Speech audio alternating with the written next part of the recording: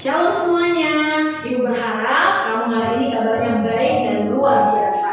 Ya, kita bersyukur pada Allah kita, Allah yang besar, senantiasa menolong, memberkati dan menyertai kita. Yuk kita bersyukur kepada Tuhan. Jika saat bangun tadi pagi kita melihat, wah saya sehat, wah tubuh ini sehat, wah Tuhan masih memberikan napas kehidupan kita. Kita puji, kita tinggikan namanya. Kita akan pujian, selamat pagi Bapak.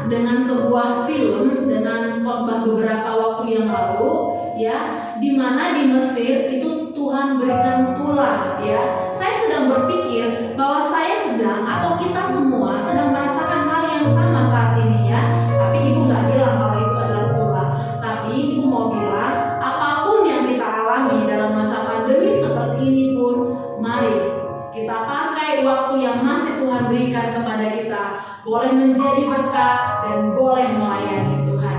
Kita angkat pujian, hidup ini adalah kesempatan.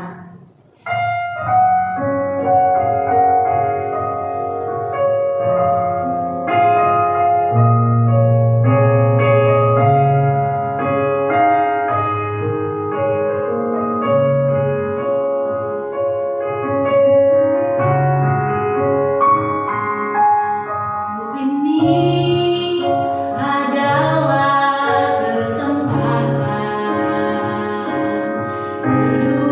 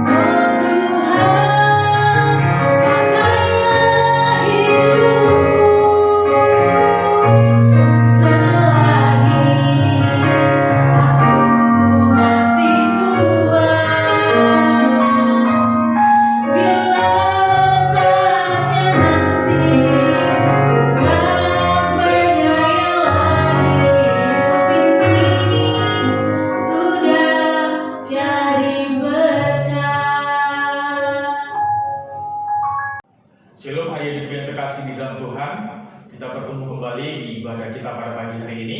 Kita akan masuk di dalam firman Tuhan. Sebelumnya mari kita bersatu dalam doa. Bapa kami di surga, kami bersyukur untuk kesempatan yang masih Tuhan berikan.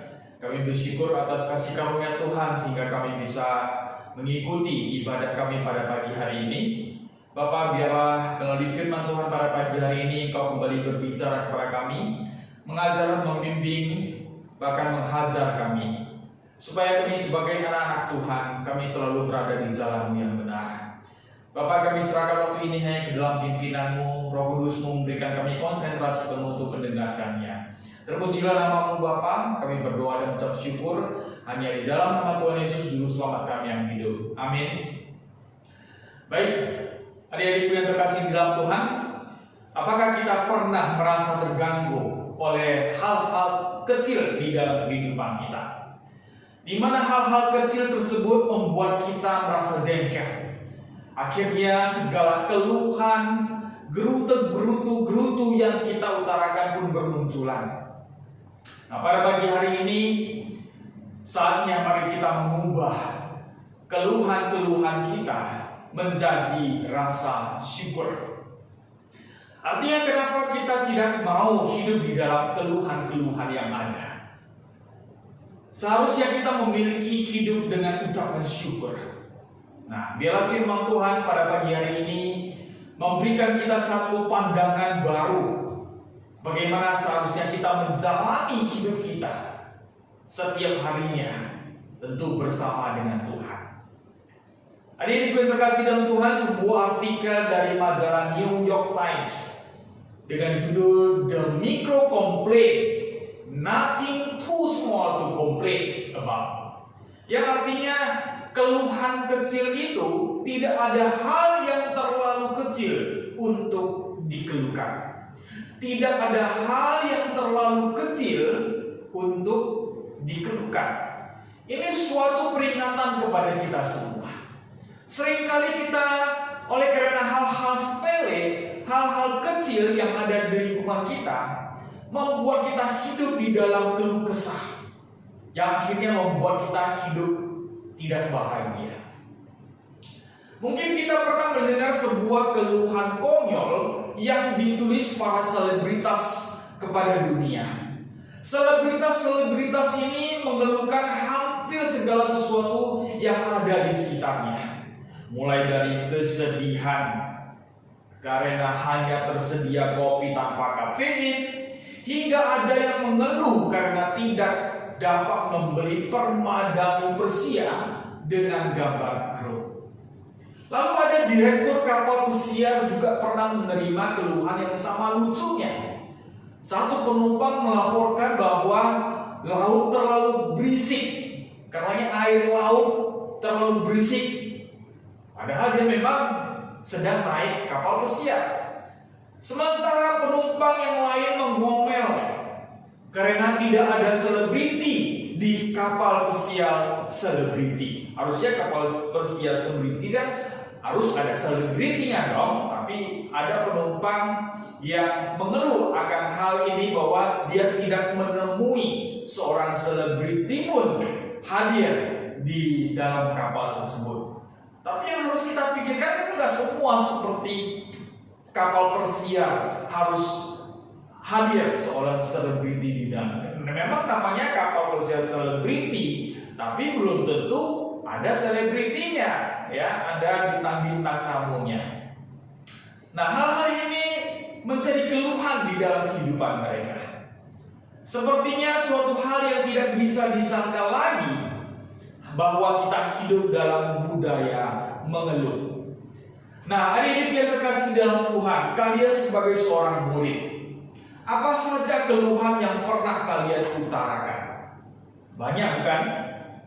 Terlalu banyak PR, soal ujian terlalu susah, gara-gara Google Meet HP-ku cepat lowbat, dan kuota internet cepat habis, lelah karena daring terlalu lama membuat HP jadi panas, ya. Tapi kalau main game malah HP-nya nggak pernah panas-panas. Banyak sekali keluhan-keluhan yang kita utarakan di dalam kehidupan kita. Nah, pada masa lalu, mengeluh adalah suatu hal yang hanya sering didengarkan oleh telinga pribadi. Akan tetapi saat ini, mengeluh di depan umum tentang ketidaknyamanan pun bisa diutarakan secara gamblang. Dan persoalan yang sebenarnya paling sepele pun bukan hanya sudah dapat diterima dengan mudah, tetapi juga seringkali didukung, dikompor-kompori, bahkan telah diidentifikasikan sebagai gaya komunikasi umum. Adik-adik gue terkasih dalam Tuhan, apakah sebagai anak-anak Tuhan pantas mengeluh? Atau apakah kita bagian dari budaya mengeluh? Nah, pagi hari ini kita akan bersama-sama belajar apa yang diajarkan Alkitab tentang mengeluh. Mari kita sama-sama membaca dua perikop firman Tuhan yang diambil dari Filipi pasal 2 ayat 14 dan 1 Tesalonika 5 ayat 18. Filipi pasal 2 ayat 14 dan 1 Tesalonika 5 ayat 18. Bapak akan baca untuk kita semua. Di dalam Filipi pasal 2 ayat 14 mengatakan demikian. Lakukanlah segala sesuatu dengan tidak bersungut-sungut dan berbantah-bantah. Dalam terjemahan bahasa sehari-harinya dikatakan demikian. Kerjakanlah segala sesuatu dengan tidak bersungut-sungut atau bertengkar. Nah, dalam perikop firman Tuhan ini mengajarkan kepada kita, jangan lagi bersungut-sungut, jangan lagi mengeluh ini dan itu, apalagi bertengkar antara sesama kita. Jangan. Jadi kita sudah dilarang sebagai anak-anak Tuhan tidak semestinya bersungut-sungut, menggerutu, mengeluh, protes, dan lain sebagainya. Lalu di 1 Tesalonika pasal 5 ayat 18 mengatakan demikian. Mengucap syukurlah dalam segala hal, sebab itulah yang dikehendaki Allah di dalam Kristus Yesus bagi kamu. Dalam terjemahan bahasa sehari-hari dikatakan, dalam segala keadaan hendaklah kalian bersyukur, sebab itulah yang Allah inginkan dari kalian sebagai orang yang hidup bersatu dengan Kristus Yesus. Nah, di sini mengajarkan kepada kita bahwa dalam segala keadaan, dalam segala kondisi yang ada, marilah kita mengucap syukur. Tetap bersyukur dan senantiasa bersyukur. Kenapa? Karena itulah yang Allah inginkan. Itu adalah kehendak Allah di dalam kehidupan kita. Nah, dari firman Tuhan yang barusan kita baca tadi, dengan jelas mengatakan kepada kita sebagai orang percaya, sebagai anak-anak Tuhan, dilarang mengeluh. Sebaliknya kita dituntut untuk apa? Untuk mengucap syukur dalam segala keadaan. Tentu dalam hal ini pasti ada di antara kita yang mulai kembali menggerutu, mulai kembali mengeluh. Pak, mana mungkin bisa tetap mengucap syukur di saat sakit? Mana mungkin bisa tetap bersyukur di saat tinggal kelas? Mana mungkin bisa tetap bersyukur di saat dihukum guru, Pak? Adik-adik yang terkasih dalam Tuhan, tanpa kita sadari, ternyata kita sebagai orang percaya, sebagai anak-anak Allah pun rentan terhadap keluhan-keluhan yang kecil. Misalnya, ada apa dengan hujan ini? Kok bisa-bisanya tiba-tiba turun hujan? Padahal tadi cuaca panas sekali. Gara-gara hujan akhirnya rusak rencana perjalananku hari ini. Lalu ada yang mengatakan, aduh kawat gigiku lepas. Waduh, sepertinya perlu datang lagi nih ke ortodontis untuk memperbaikinya. Padahal hari ini ada pesta. Gimana aku bisa menikmati makanan enak lagi? mengeluh lagi. Ada yang mengatakan, tidak ada waktu untuk olahraga jogging hari ini. Gara-gara tugas rumah yang diberikan guru terlalu banyak, aku tidak bisa jogging lagi. Mengeluh, dan mengeluh. Keluhan-keluhan tadi mungkin terjadi di dalam diri kita. Dan tanpa kita sadari, kita sungguh hidup di tengah-tengah keluhan yang akhirnya membuat kita emosi dan otomatis membuat suasana menjadi tidak nyaman dalam hidup kita. Padahal kita punya pilihan untuk tidak hidup di tengah-tengah keluhan kita sendiri, bukan? Yang sebenarnya kita bisa dengan gembira melalui kehidupan kita setiap hari.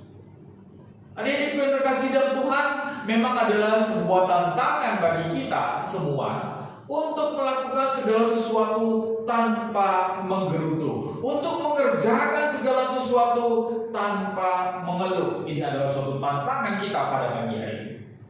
Rasanya kalau tidak mengutarakan keluhan yang ada pada diri sendiri, sepertinya belum puas menjalani kehidupan kita. Sepertinya unek-unek kita belum tersampaikan.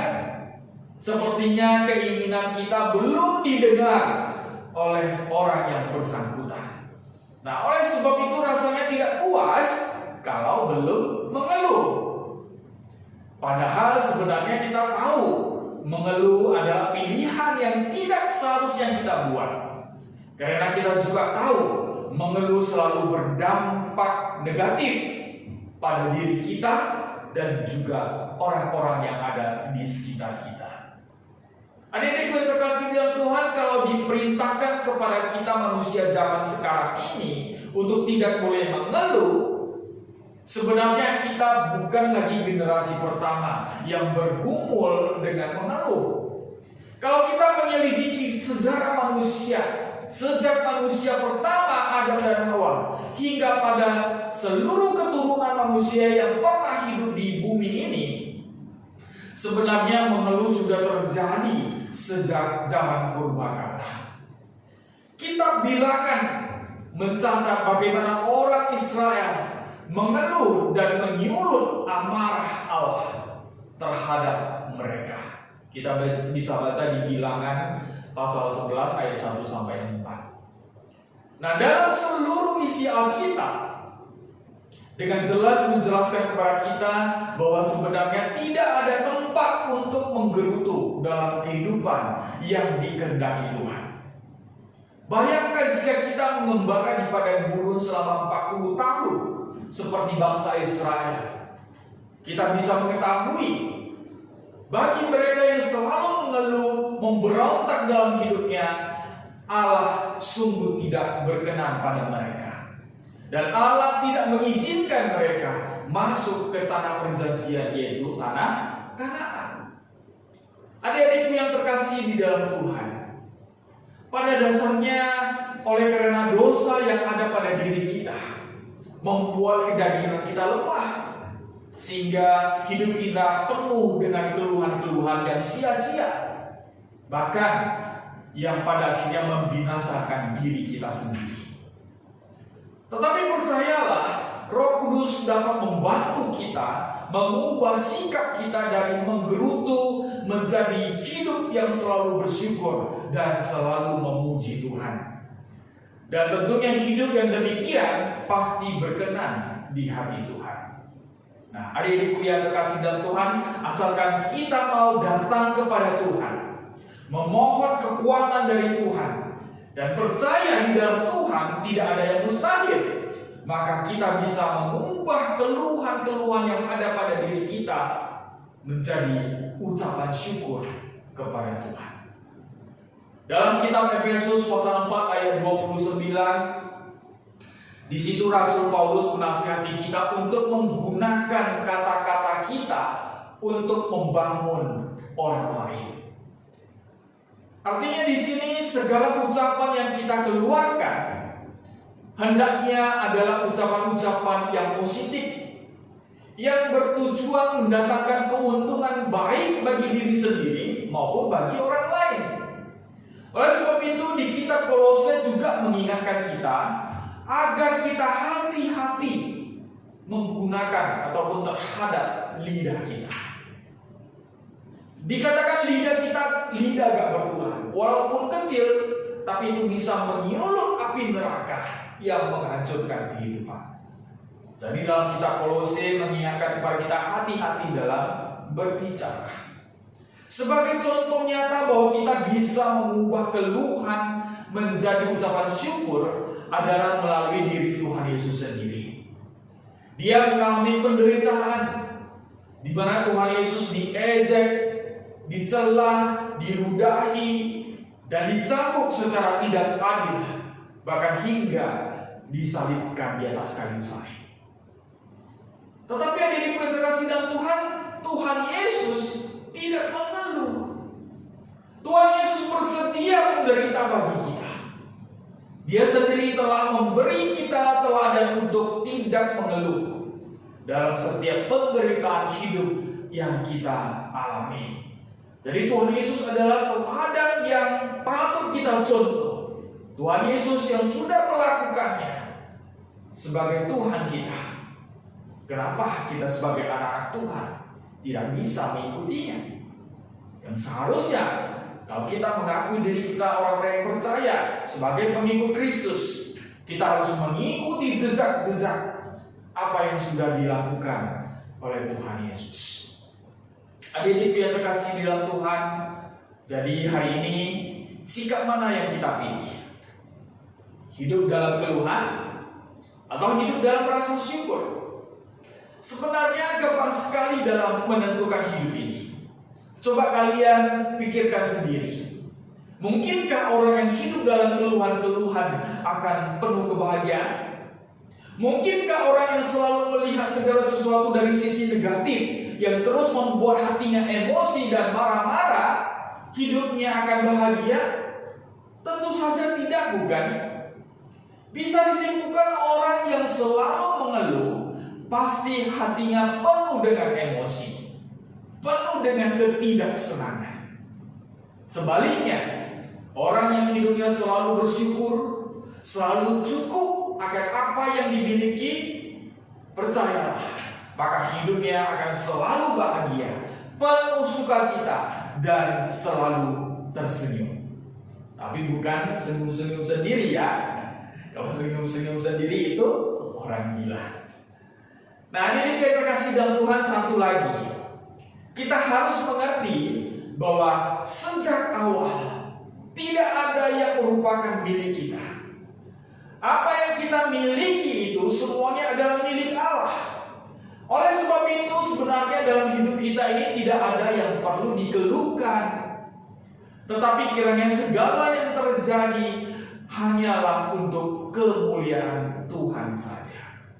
Sekali lagi, Roh Kudus dapat membantu kita mengubah sikap kita dari keluhan, dari menggerutu menjadi hidup yang bersyukur dan pada akhirnya selalu memuji Tuhan.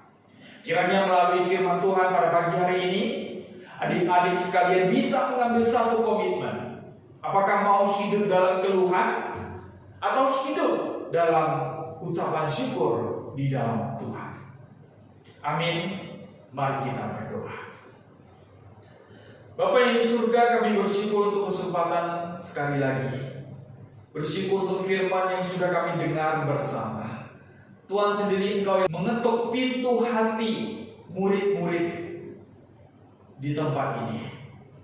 Biar Engkau yang terus berbicara, menegur, membimbing, sehingga kami sebagai anak-anak Tuhan hidup seturut dengan firman Tuhan. Bapak, pada pagi hari ini melalui firman Tuhan Engkau mengingatkan kami sebagai anak Tuhan, seharusnya kami hidup penuh dengan ucapan syukur. Bukan hidup di dalam segala keluhan-keluhan yang terjadi di sekeliling kita. Bapak, berilah kami kekuatan bagaimana kami mengubah keluhan-keluhan yang ada di dalam diri kami menjadi ucapan-ucapan syukur yang harus kami sampaikan kepada Tuhan. Terima kasih Bapa, biarlah firman-Mu kami tidak hanya mendengarkan dan mengerti saja, tetapi firman-Mu ajar kami untuk melaksanakannya di dalam hidup kami, sehingga kami terus berbuah menjadi anak-anak Tuhan yang menyenangkan hati Tuhan. Terpujilah nama-Mu Bapa, kami berdoa dan ucap syukur hanya di dalam nama Tuhan Yesus Juru Selamat kami yang hidup. Amin.